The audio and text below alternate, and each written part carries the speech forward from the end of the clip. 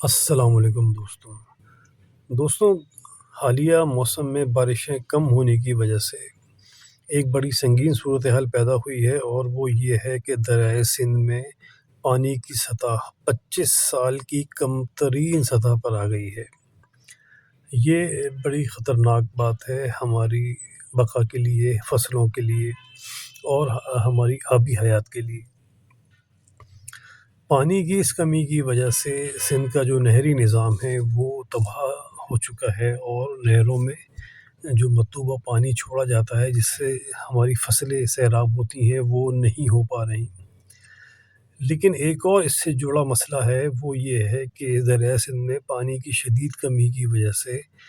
Indus dolphin, جو کہ نابینا ڈولفن کے نام سے بھی مشہور ہے، اس کی پناہ گاہیں تباہ ہو رہی ہیں،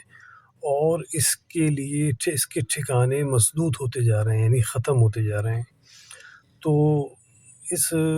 جانور کی نسل، یہ ایک نایاب جانور ہے نابینا ڈولفن، یہ نسل پہلے ہی خطرے میں تھی، اور پانی کی اس کمی نے اس کی نسل کو مزید خطرات سے دوچار کیا ہے۔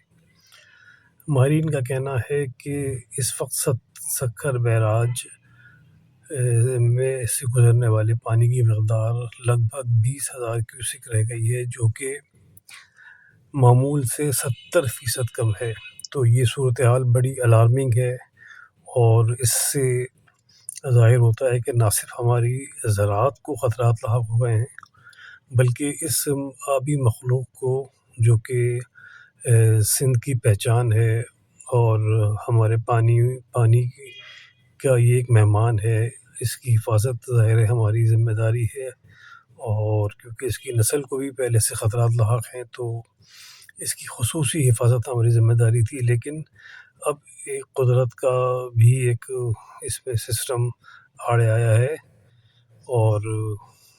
اس سال بارشیں بہت کم ہوئی ہیں، اور دریا سندھ میں پانی کی سطح بہت کم ہے اس وقت۔